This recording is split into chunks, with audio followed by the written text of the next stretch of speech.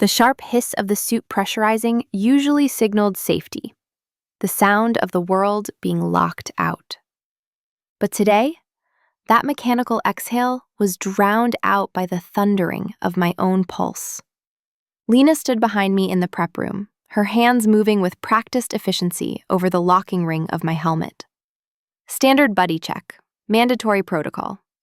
But then she leaned in closer than the manual required. I felt the warmth of her breath ghosting over the sensitive skin of my neck, just above the seal, lingering there like a physical weight. In a BSL-4 environment, a single tear in the suit means death. But right now, the most dangerous thing in this prep room wasn't the pathogen waiting inside. It was the terrifying proximity of her body against mine. The sudden spike in adrenaline that had nothing to do with fear. Then the seal clicked shut, locking the feeling in with me. I have always found comfort in the hum of negative pressure. It is a constant, low-frequency reminder that the variables are controlled, that the chaos of the outside world has been filtered through HEPA grades and airlocks until it is nothing but sterile silence. That is why I was chosen to lead the Vector Project. We are dealing with a pathogen that doesn't just kill, it rewrites. It requires absolute precision. A mind that sees walls not as barriers, but as necessary definitions of survival. I am that mind.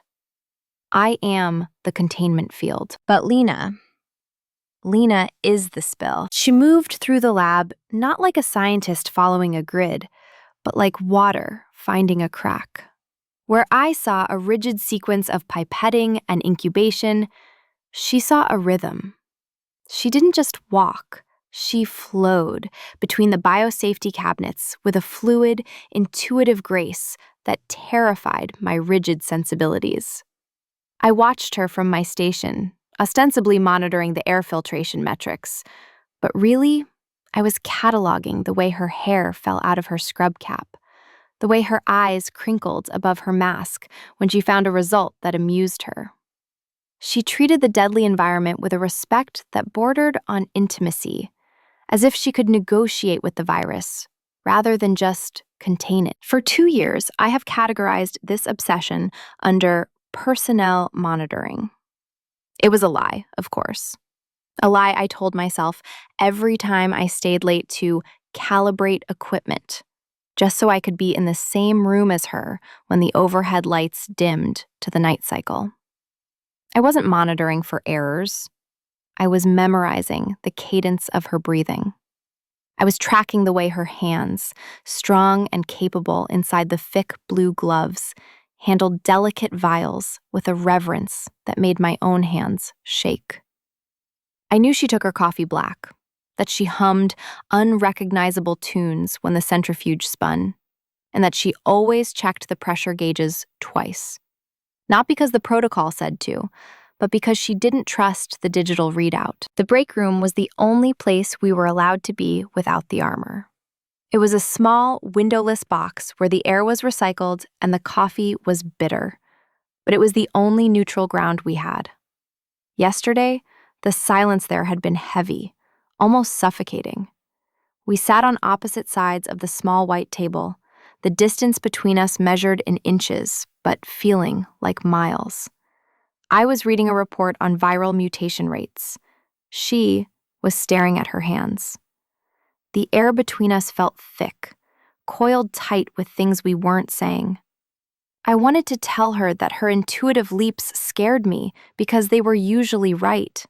I wanted to tell her that the way she looked at me during the morning briefing made me forget the safety codes I had memorized since grad school. Instead, I turned the page of my report, the paper rustling loudly in the quiet. The filtration efficiency is down by 0.02%, I said, my voice sounding too loud, too clinical. It was a safe comment, a structural comment designed to reinforce the walls. Lena looked up, her dark eyes locking onto mine with an intensity that made the room feel suddenly smaller. "You always notice the microscopic shifts, Alara," she said softly, her voice dropping to a register that vibrated in my chest. But you missed the earthquake standing right in front of you. I didn't have an answer for that.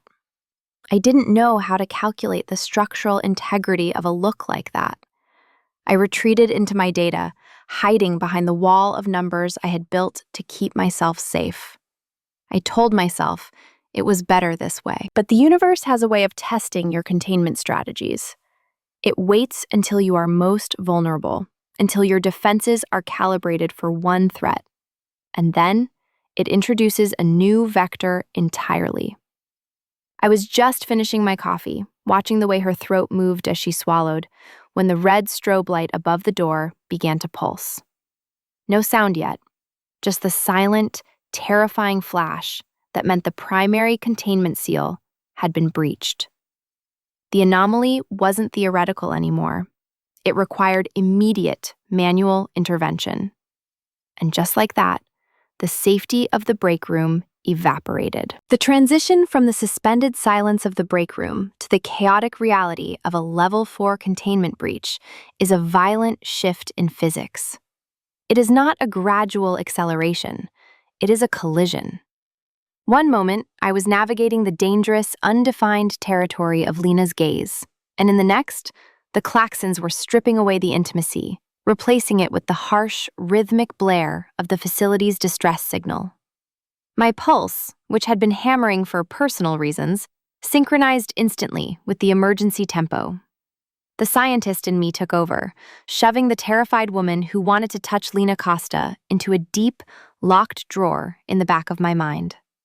I stood up, my chair scraping loudly against the linoleum, and we moved. We didn't run. Running in a lab invites disaster.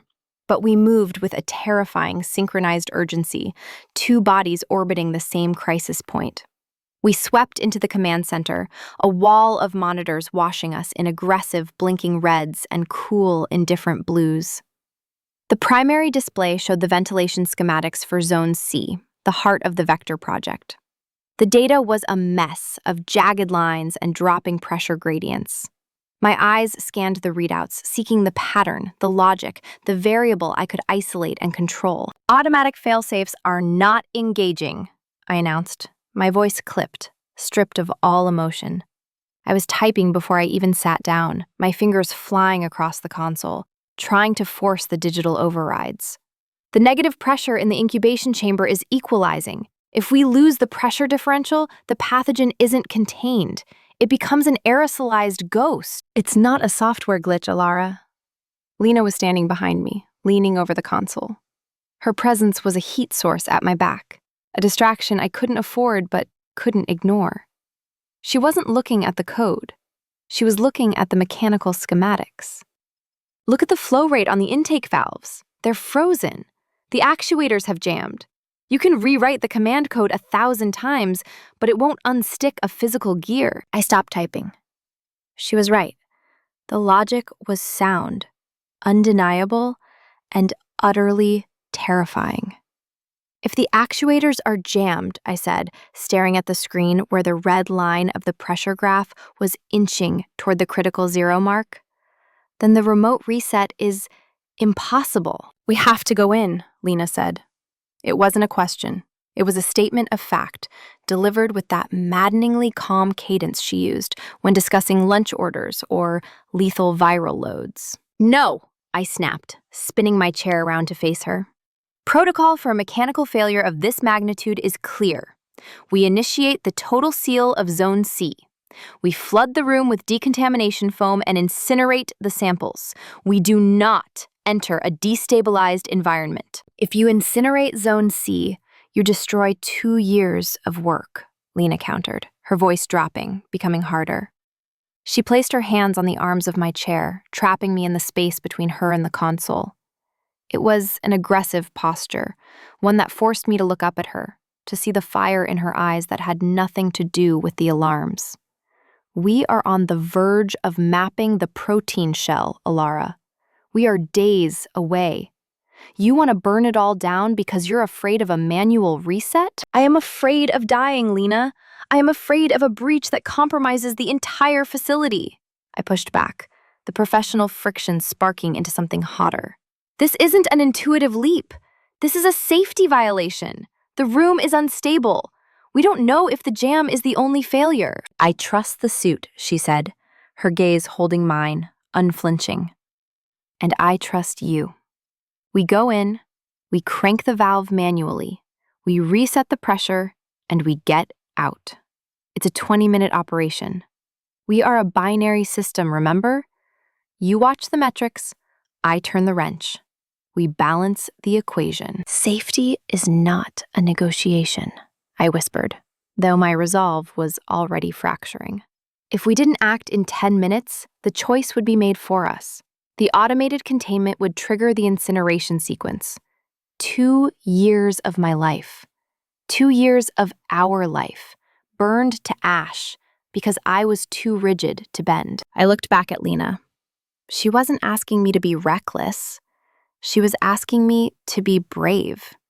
She was asking me to trust her intuition over my checklist. And God help me, looking at her then, fierce, brilliant, and terrifyingly alive, I realized that burning the work would be the greater failure. It would mean the fear had won. Manual reset, I said, the words tasting like ash and iron. But we follow my lead. We check every seal 3 times. If I say abort, we abort. No debates. Understood, Lena said. And for a second, the corner of her mouth quirked up. A victory lap. She pushed off the chair, the space around me suddenly cold with her absence. Suit up. We have 8 minutes before the system locks us out. We walked toward the antechamber in silence. The command center's noise faded behind the heavy soundproofing of the corridor, replaced by the hum of the air scrubbers. We were leaving the world of theory and monitors. We were crossing the threshold into the physical reality of the danger. My heart was a frantic bird in my chest, beating against the cage of my ribs. It wasn't just the virus I was walking toward. It was the isolation. In the suit room, there are no witnesses. There is only the hiss of oxygen and the person you are trusting with your life. I was about to be locked in a box with the one variable I couldn't control, and I wasn't sure if I was trembling from terror or anticipation. The antechamber was a realm of aggressive, blinding white. It was kept at a constant 65 degrees, a thermal shock designed to minimize perspiration once inside the suits.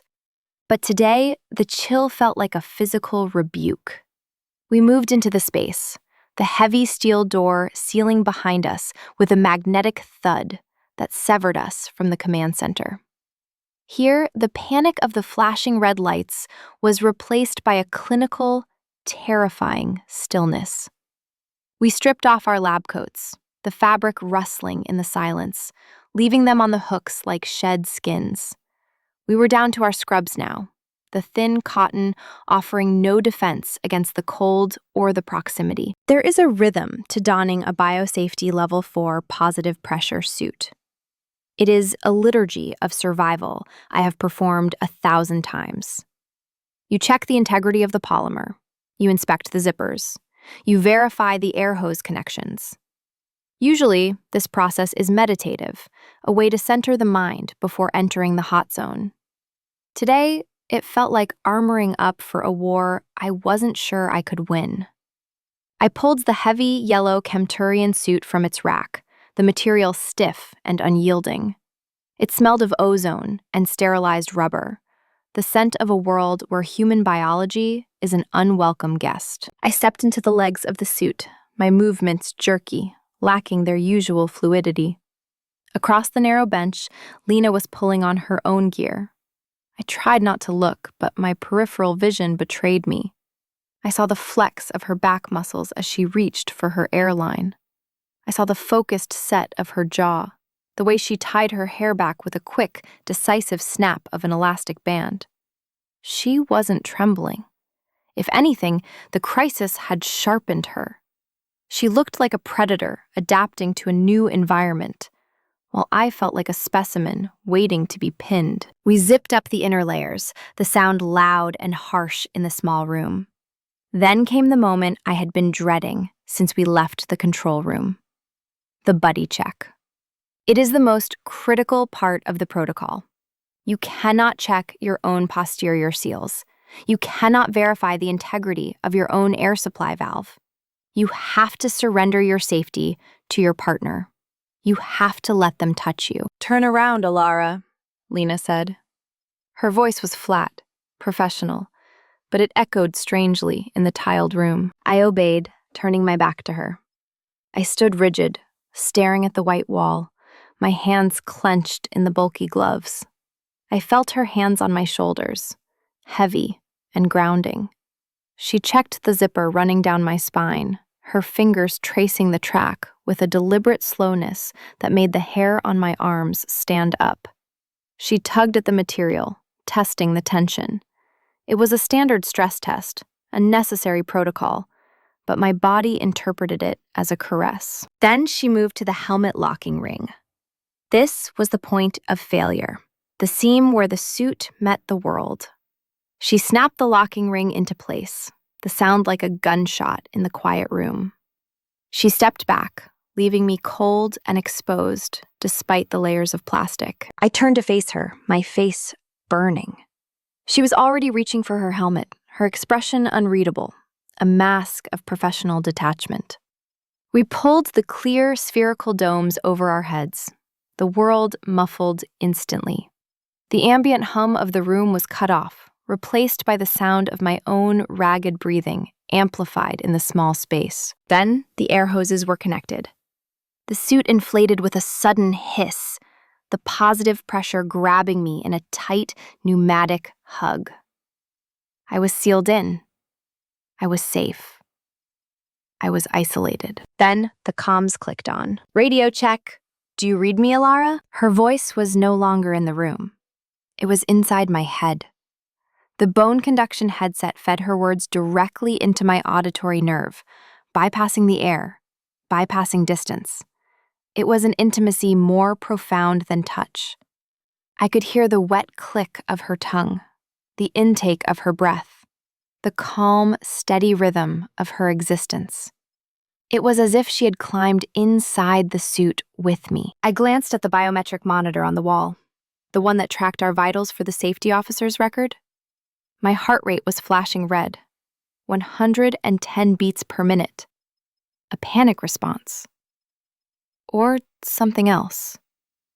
"Loud and clear," I managed to say, my voice sounding tinny and foreign in my own ears.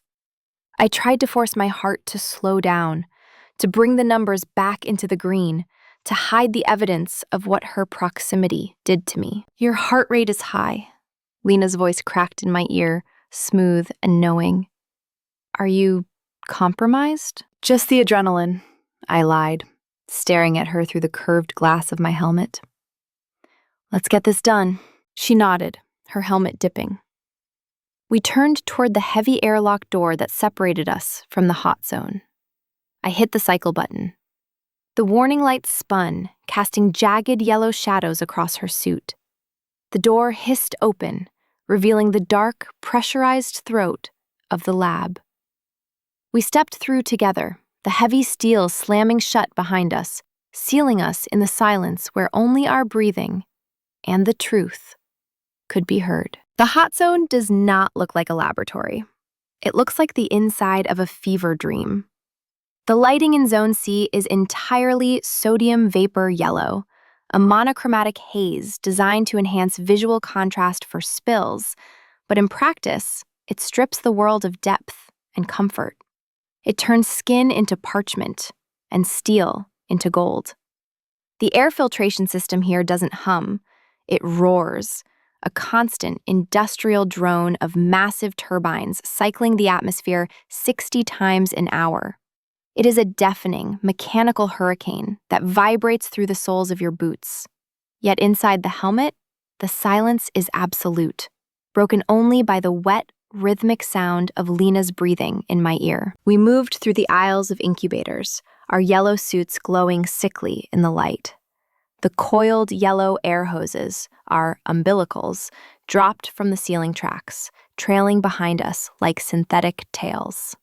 We had to move with a deliberate, swimming slowness to keep them from tangling. Every step was a negotiation with physics.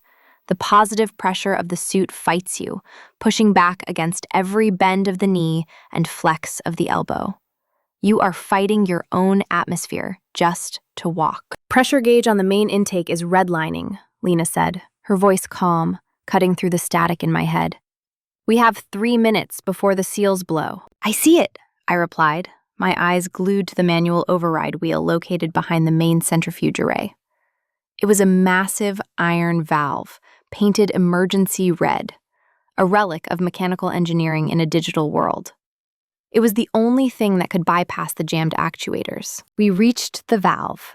The space was cramped, forcing us into an uncomfortable intimacy. The drone of the room was a physical weight against the suit, but the danger was invisible. The vector virus was in those incubators, microscopic and waiting. If the pressure equalization failed, the containment seals would pop, and the room would become a kill box. I'll take the wheel, I said, stepping forward, my gloves gripping the cold iron. You monitor the flow rate on the tablet. Tell me when we hit baseline. Ilara, wait, Lena warned.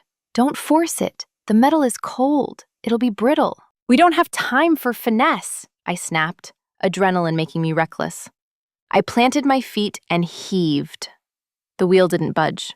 It was seized, frozen by the same mechanical failure that had tripped the alarms. I grunted, throwing my weight against it, panic beginning to claw at my throat. It's stuck. It's not moving. Stop. Lena's voice was sharp in my ear. You're going to shear the bolt. If you break the stem, we're dead. I froze, my breath fogging the front of my faceplate. My heart rate monitor was screaming again. I was failing. The logic, the protocol, the brute force, none of it was working. I was going to be the reason we lost everything. Breathe, Lena commanded. It wasn't a suggestion. Listen to me. It's not about strength. It's about torque. Step to the left. She moved in beside me. In the bulky suits, we collided, her shoulder banging against mine. The contact was jarring, vibrating through the layers of plastic and rubber. She reached out, placing her gloved hands on the wheel, directly over mine. We do this together, she said, her voice dropping to that low, resonant register that seemed to bypass my auditory nerves and vibrate directly in my spine. I need you to feel the metal, Ilara. Don't think about the numbers. Feel the resistance. When I say push, we push together. On the exhale, I closed my eyes. I could feel the pressure of her hands on top of mine, heavy and grounding even through the double layers of thick butyl rubber. I focused on her breathing in my ear. In, out. In, out. It was a metronome, steady and slow, countering the frantic rhythm of my own heart. Now, she whispered. We moved as one. I didn't push with my muscles, I pushed with the rhythm she set. We leaned into the wheel, a synchronized application of force. For a terrifying second, the metal groaned, a sound I felt in my wrists rather than heard. Then, with a sharp crack that echoed like a gunshot, the valve gave. Keep going, she urged, her breath hitching slightly in the comms. Smooth rotations, don't stop. We spun the wheel, our bodies moving in a strange, bulky dance. Shoulders brushing, helmets nearly touching, hands locked together on the iron rim. We weren't two scientists anymore. We were a single mechanical linkage, a binary system functioning perfectly under lethal pressure. I wasn't leading, and she wasn't following. We were just aligned. Pressure dropping, I gasped, watching the analog gauge on the pipe. Green zone. We're in the green. We spun it one last time to lock it, and then we slumped back against the centrifuge, the adrenaline crash hitting us both simultaneously. The room was still yellow, the turbines still roared, and the virus was still waiting, but the immediate threat was gone. I turned my head to look at her. Through the distortion of the curved faceplates, I could see her eyes. She was sweating, a bead of moisture tracking down her temple, her hair plastered to her forehead. She looked exhausted and wrecked, and utterly magnificent. "See?" she said, her voice rough, intimate, filling the empty space in my helmet. "Variables controlled. Protocol maintained," I whispered back, though we both knew that what had just happened, the synchronization, the trust, the physical unity, was nowhere in the manual. We had rewritten the rules in the dark, and now, standing in the hum of the surviving lab, I wasn't sure I ever wanted to go back to the old ones. The transition from the hot zone to the decontamination airlock is not a gentle exit. It is a violent scrubbing of the soul.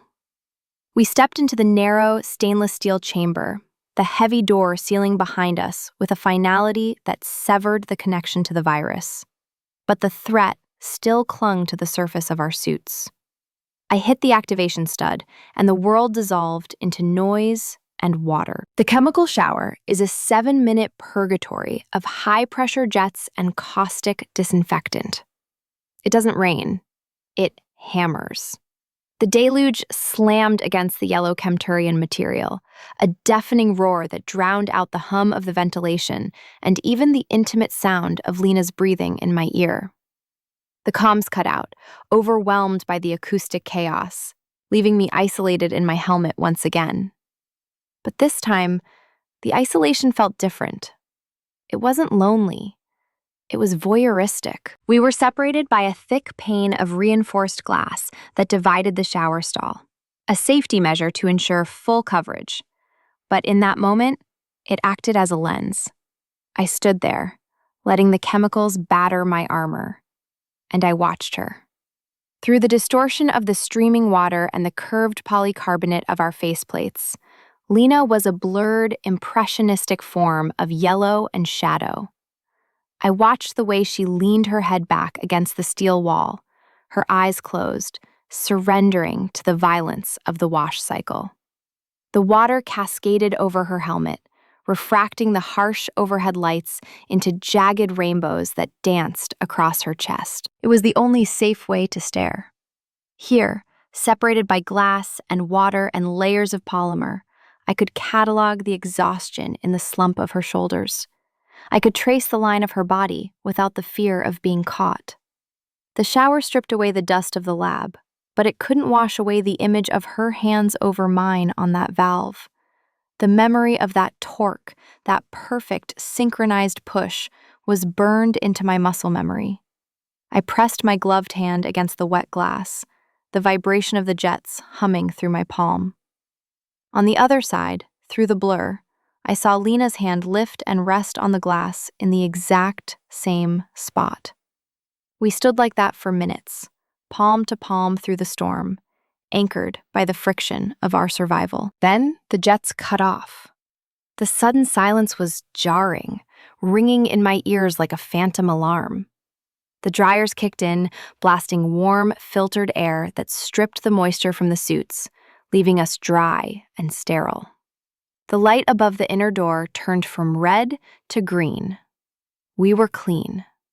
Externally, at least. We moved into the doffing room, the final stage of the strip-down. This is usually a clinical procedure, a reverse choreography of the entry. You unzip, you step out, you rack the suit. But today, it felt like we were peeling away our skin. I reached for the zipper at my waist, my hands shaking so badly I fumbled the tab. The adrenaline that had sustained me in the hot zone was evaporating, leaving behind a raw, trembling weakness. "Let me." Lena's voice was real now, not a transmission. It was husky, rough with fatigue. She stepped close, her own suit already unzipped to the waist, the top half hanging off her hips like a shed carapace. She batted my hands away gently and pulled the zipper down. The suit hissed as the positive pressure escaped, a long, dying exhale that signaled the end of the mission. I stepped out of the legs, stumbling slightly, and kicked the heavy rubber boots away. We stood there in our scrubs, and the reality of the human body hit me with the force of a physical blow. The scrubs, usually crisp and blue, were dark with sweat. They clung to our skin, mapping the heat we had generated. My hair was plastered to my skull. Lena's was a damp, chaotic tangle escaping her elastic band. The air in the room was cool, but we were radiating heat, the smell of ozone and disinfectant mixing with the sharp, salty scent of exertion. It wasn't glamorous. It was biological and messy and incredibly, terrifyingly real. I looked at her, really looked at her, without the filter of a faceplate or the barrier of a protocol. Her chest was heaving, rising and falling in a rhythm that matched my own. Her skin was flushed a deep, hectic pink, the adrenaline crash leaving her eyes dilated and dark. She looked at her hands, which were trembling with fine tremors. "We stood in the fire," she whispered, flexing her fingers as if testing their reality. "And we didn't burn." "We checked the variables," I corrected automatically, though my voice lacked its usual steel. I reached out and took her hand. It was an instinctive, unthinking action, a need to ground myself against the vertigo of survival. Her skin was hot, damp, and calloused. She didn't pull away. She squeezed back, hard, her grip desperate and reassuring. The clean indicator light on the wall beamed a steady, cheerful green, signaling that we were safe to re-enter the general population. But as I stood there, gripping Lena's hand in the sterile silence, feeling the pulse hammering in her wrist, I knew the sensor was wrong. We weren't safe. The atmosphere between us was redlining, the pressure climbing past the critical mark. We had survived the pathogen, but I wasn't sure we would survive the quarantine. "Come on," she said, her thumb brushing over my knuckles, sending a jolt of electricity straight up my arm that had nothing to do with static. "We have 24 hours to decompress." She let go of my hand and walked toward the door to the quarantine suite, leaving me standing in the cool air, my skin burning where she had touched me, terrified and thrilled by the realization that the real danger hadn't been in the lab at all. It was waiting for us in the quiet room ahead. The quarantine suite is a strange architectural purgatory designed to simulate a comfort that doesn't exist. It is a series of 3 rooms sealed behind a meter of concrete and lead. The air here is scrubbed just as aggressively as in the lab, but instead of the roar of turbines, there is a pervasive, heavy silence. In the lab, every movement has a trajectory. Here, the clock keeps ticking, but the variables have been removed. We are just 2 biological organisms waiting to see if we self-destruct. I walked straight to the kitchenette, my bare feet making no sound on the faux wood floor. I needed a task. I needed a sequence of operations that I could control. I filled the electric kettle at the sink, the water drumming against the stainless steel basin with a cheerful, domestic sound that felt obscene after the near-death silence of the hot zone. I set it on the base and clicked the switch. The little orange light flickered on. Boil water, extract compounds, serve. It was chemistry. Simplified. "Ilara," Lena said. She hadn't moved past the entryway. She was leaning against the doorframe, watching me with that same unnerving, predatory focus she used when tracking a reaction rate. "I'm making coffee," I said, my voice tight. I pulled 2 ceramic mugs from the cupboard. They were heavy, clumsy things compared to the delicate glassware we usually handled. "The caffeine withdrawal is going to hit in about 20 minutes. We need to stay alert for the initial symptom check." "We need to sit down," she corrected softly. She pushed off the doorframe and walked into the small kitchen space. The room was too small for 2 people who were trying to pretend they didn't just share a soul-merging experience in a biohazard suit. She stopped at the counter, directly across from me. "I need to log the incident report," I insisted, reaching for the jar of instant coffee granules. My hands were still shaking. a fine, high-frequency tremor that rattled the spoon against the glass rim. The valve failure needs to be documented. The torque specs were clearly— "Stop," she said. She reached across the counter and placed her hand over mine, stopping the spoon. Her skin was cool now, the sweat dried, but the contact burned. "The valve is fixed. The crisis is over." "The crisis is the containment," I snapped, pulling my hand away too quickly.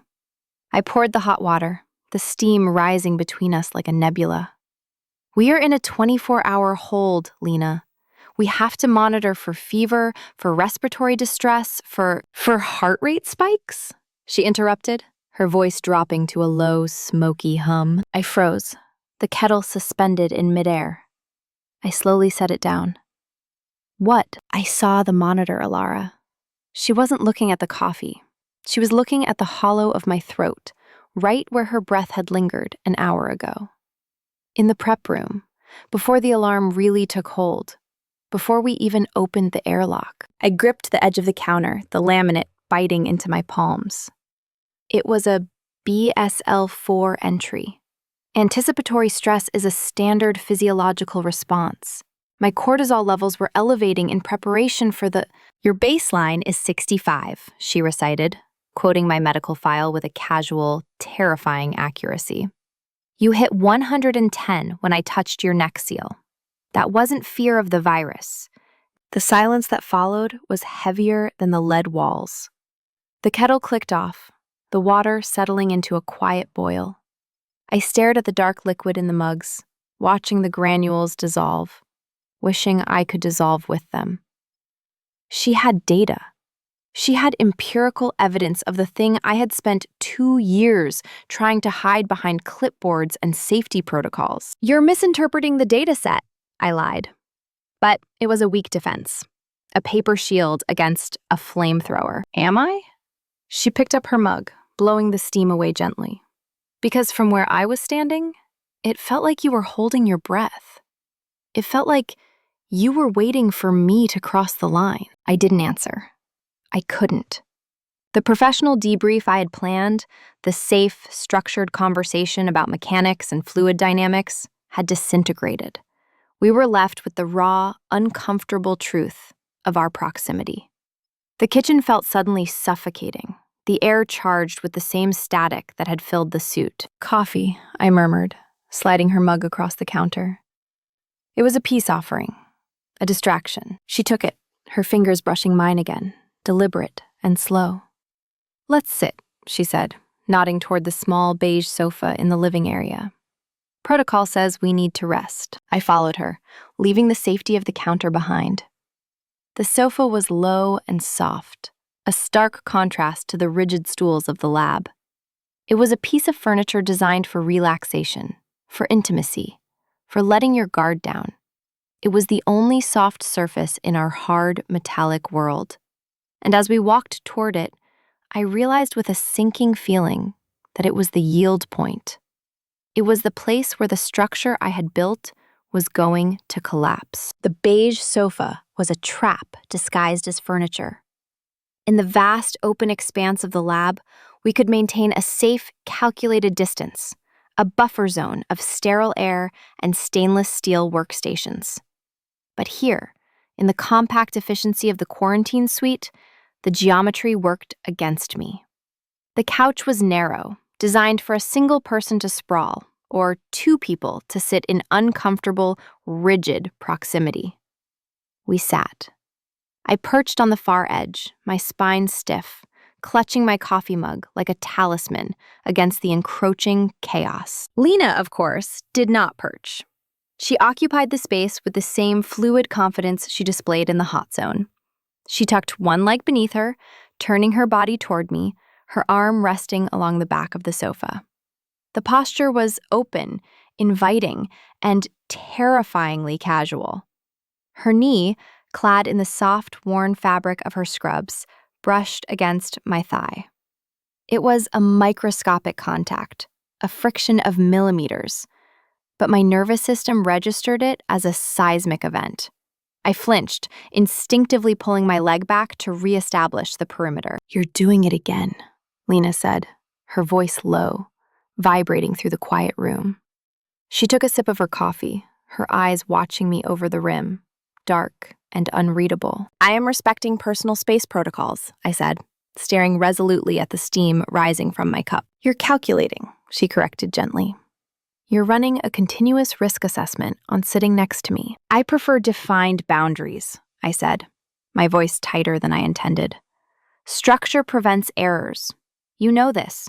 It's why we survived the manual reset, because I know where the lines are." "The reset worked because we moved together," she countered, shifting slightly, the movement sending a fresh wave of warmth radiating toward me.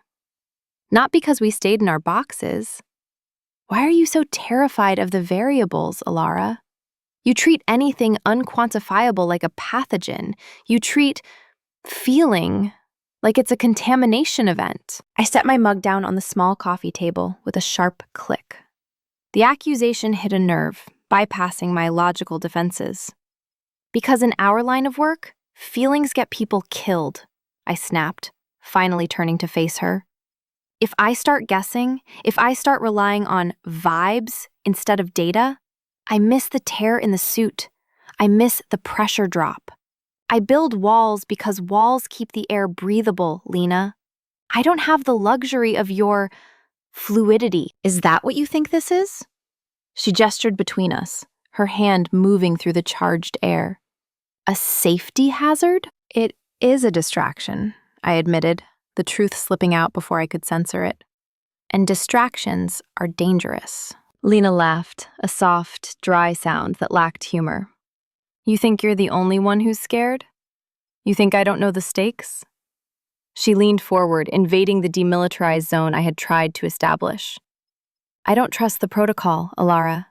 Protocols are written by administrators who have never stood in a BSL-4 room while the alarms are screaming. I don't trust the manual. I trust you." The words hung in the air, heavy and absolute. She trusted me. Not my data, not my title, but me. "You trust my caution," I deflected, desperate to keep the conversation on safe intellectual ground. "You trust that I will double-check your seals." "No," she said, her voice dropping to a whisper that felt louder than a shout. "I trust the way you watch me when you think I'm not looking." My breath hitched. The air in the room seemed to vanish, sucked out by the sudden vacuum of her words. My heart hammered against my ribs, a frantic, traitorous rhythm. She knew. The data collection, the late nights, the personnel monitoring. She had seen it all. "I don't know what you're talking about," I lied. But it was a hollow, fragile thing. "I'm a scientist too, Alara," she said, her gaze unwavering, pinning me to the spot. "I observe variables. I track patterns. You think you've been so subtle, hiding behind your clipboard? I've felt your eyes on me. I've felt the tension in the room every time we're alone. You treat me like a volatile element you're trying to contain, but we both know the pressure vessel is leaking." She reached out, her hand hovering near my knee, not touching, but close enough that the heat was palpable. "You're afraid that if you let go of the control, even for a second, you'll break. That you'll reach a yield point and never be able to go back to the shape you were before." I looked at her hand, then up at her face. The mask was gone. There was no professional distance left, no colleague to hide behind. There was only Lena, seeing right through the armor I had spent a lifetime welding shut. "And if I do," I whispered, the confession tearing out of me. "If I yield, what happens to the structure?" "Maybe," Lena said, her eyes darkening. "It finally learns how to stand on its own." The silence that followed wasn't empty. It was full to the bursting point. The awkwardness of the colleagues in a room dynamic evaporated, replaced by a raw, electric charge that hummed in my blood. The secret was out. The containment field had failed. And as I sat there, trembling on the edge of the couch, I realized I was no longer measuring the distance to the fall. I was already in the air. The first touch was a violation of every safety parameter I had ever constructed. Yet, it felt like the only logical conclusion to the equation we had been writing for 2 years. Lena didn't bridge the distance. She collapsed it. Her hand, which had been hovering near my knee, moved with a sudden, decisive clarity, sliding up to grip my forearm. There was no latex barrier this time. There was no heavy butyl rubber, no pressurized air gap, no buddy check protocol to sanitize the contact. It was just her palm, warm and slightly rough from the manual labor of the lab, pressing directly against the bare skin of my arm, where my scrub sleeve ended. The sensation was immediate and grounding, a kinetic transfer of energy that silenced the frantic alarm bells ringing in my head. I looked down at her hand, watching her fingers curl around my wrist, anchoring me to the couch, to the room, to her. It was a claim. "Stop calculating," she whispered, her voice rough, barely more than a vibration in the quiet room. "The data is already in, Alara. You just have to accept the result." I looked up and she was there, right there, her face filling my field of vision. The air between us was thick, heavy with the scent of the industrial soap we had used in the decontamination shower, a sharp chemical smell that should have been sterile, but was now inextricably linked to the heat radiating from her body. It smelled like survival. It smelled like the moment the valve turned. I didn't pull away. The steel spine I was so famous for, the rigid posture that had intimidated interns and impressed board members, simply dissolved. I leaned into her touch, a physical yielding that felt terrifyingly inevitable. "The result," I breathed, the words trembling, "is a complete structural failure of the protocol." "No," Lena murmured, her eyes dropping to my mouth, her gaze dark and focused, tracking the movement of my lips like a critical variable.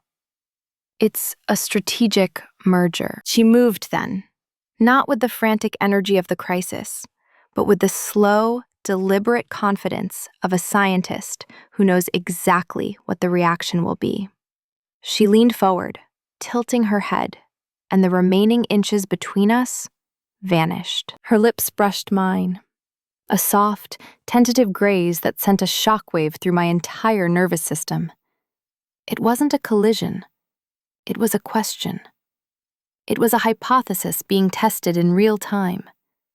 If I touch you, will you break? Or will you finally breathe? I made a sound, a low, fractured noise in the back of my throat that had no place in a professional setting, and I answered her. I closed my eyes and pressed back. The kiss deepened instantly, shifting from a question to a desperate, starving confirmation. It wasn't gentle. We didn't do gentle. We did high-pressure environments and lethal stakes. Lena's hand slid up my arm, tangling into the damp hair at the nape of my neck, gripping tight, holding me in place as if she were afraid I would retreat back into my data. But I wasn't going anywhere.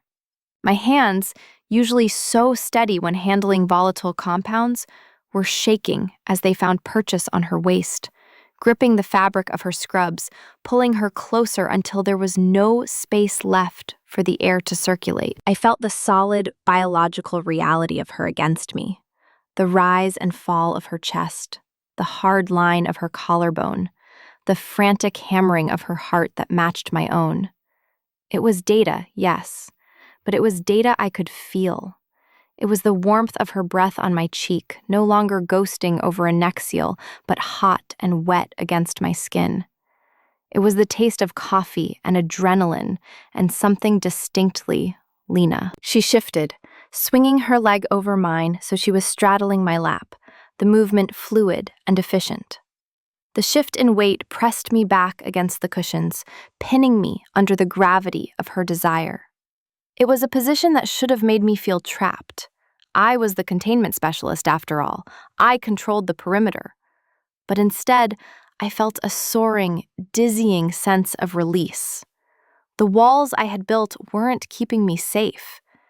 They had been keeping me cold. "Elara," she gasped against my mouth, breaking the kiss for a fraction of a second just to say my name, to weave it into the physical reality of the moment. I ran my hands up her back, feeling the muscles shift under the thin cotton of the scrubs. I mapped the tension in her shoulders, the curve of her spine, treating her body with the same obsessive attention to detail I gave my work, but with a new, terrifying purpose. I wasn't looking for flaws. I was measuring the fit.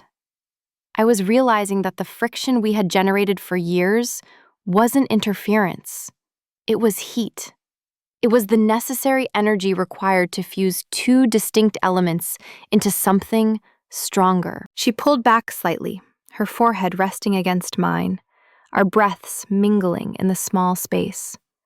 Her eyes were blown wide, dark pupils swallowing the iris, searching my face with a raw, unguarded intensity. "You're still here," she whispered, as if she expected me to have evaporated the moment the rules were broken. "I'm here," I admitted, my voice wrecked.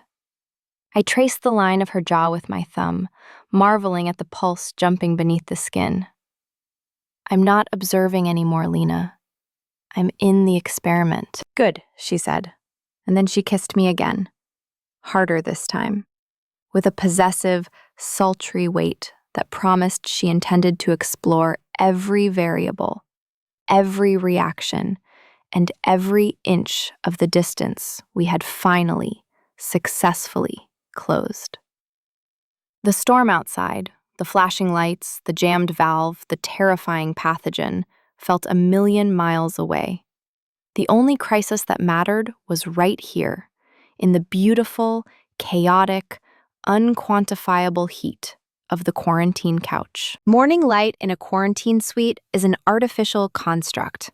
It doesn't break through a window.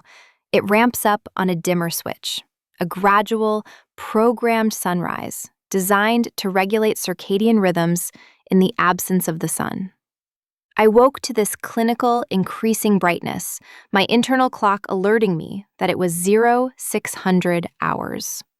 Usually, waking up in the facility brings a rush of immediate mental checklists, calibration schedules, viral load metrics, safety protocols. Today, the first data point my brain registered was the weight of an arm thrown across my waist and the steady, warm pressure of a body pressed against my back in the narrow bunk. We had collapsed into the bottom bunk sometime in the early hours, exhausted not by the fear of the pathogen, but by the sheer caloric burn of dismantling 2 years of resistance. I lay there for a moment, staring at the underside of the top bunk, waiting for the panic to set in. I waited for the familiar voice of my anxiety to tell me I had compromised the mission, that I had introduced a fatal variable, that I had ruined my career. But the panic didn't come. Instead, I felt a strange, heavy peace. It was the feeling of a system that has finally found its equilibrium. Lena shifted behind me, her breathing changing rhythm as she woke. She didn't pull away. She didn't apologize. She simply tightened her arm around me, pulling me flush against her, burying her face in the curve of my neck, the same spot she had terrified me by breathing on 24 hours ago. "Heart rate is steady," she mumbled into my skin, her voice thick with sleep. "I'd say the patient is stable." "The patient is recalibrating," I whispered back, turning in the small space to face her. She looked soft in the morning light, the sharp edges of her intellect blurred by sleep. But her eyes were clear. There was no regret there. We disentangled ourselves from the sheets and the limbs. There was no dancing around each other this time. We sat at the small table, not as rivals protecting their research, but as partners, solving a puzzle. "The valve failure wasn't random," I said, pulling up the diagnostic schematics on my tablet. "Look at the torque stress here. It's a recurring vibration issue from the main turbine." "It's harmonic resonance," Lena said, leaning over my shoulder, her cheek brushing my temple casually. "The structure is too rigid. It can't absorb the vibration, so it locks up. We need to introduce a dampener, something flexible." I looked at the screen, then at her. 6 months ago, I would have fought her on this. I would have argued for stronger steel, for more rigidity. Now, I saw the elegance of her solution. You're right, I admitted, highlighting the section. We need to build in some give. If we design it to move, it won't break. Applies to more than just valves, Alara, she said, a small, knowing smile playing on her lips. We spent the next 2 hours mapping out the fix, our voices overlapping, finishing each other's equations. It was the most productive session we'd ever had. The friction that used to grind our progress to a halt was gone, metabolized into a focused, driving energy. We weren't just a binary system anymore. We were a unified front. At 0900 hours, the overhead speakers chimed, a cheerful, ascending tone that signaled the end of the mandatory hold. Quarantine cycle complete, the automated voice announced. All biological metrics normal. Exit unsealed. The heavy magnetic locks on the main door disengaged with a solid metallic thud. The green light above the frame stopped pulsing and burned steady. We were free. We could go back to the real world, to the board meetings, the separate offices, the titles. We stood up. I smoothed down my wrinkled scrubs, suddenly feeling the weight of the transition. Ready to go back to the sterile field? Lena asked, watching me. I walked to the door and placed my hand on the handle. The field is only sterile if you keep everything out, I said, looking back at her. I think I'm done with absolute isolation. We walked out into the corridor together. The facility was the same. The hum of the air scrubbers, the cold tile, the security cameras. But the dynamic had permanently shifted. We walked shoulder to shoulder, not touching, but the space between us was no longer a wall. It was a connection. We were walking back into the fire, but this time, I wasn't afraid of the heat. I used to believe that safety was defined by how thick the glass was, by how many locks stood between me and the chaos.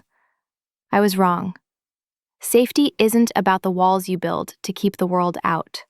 It's about who is standing with you, behind them. I caught Lena's eye across the lab, a secret, shared knowledge burning beneath the white coat. We had survived the spill. If you've ever found that the most dangerous variable was the one you wanted to touch, subscribe for more.